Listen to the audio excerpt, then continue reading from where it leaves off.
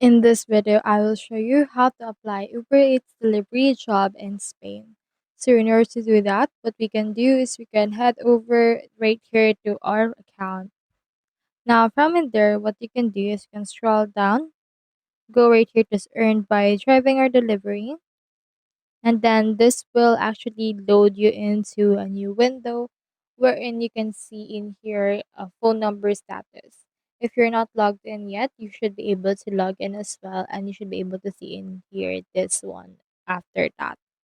Now from this one, just click on this plug icon and then just look for the Japan icon or to the Spain icon right here.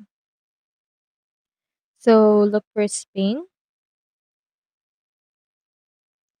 and then just click on it, and then after that just enter right here your phone number, and then just go and then verify your identity. So that's how you apply Uber Eats delivery job in Spain. Hope we help.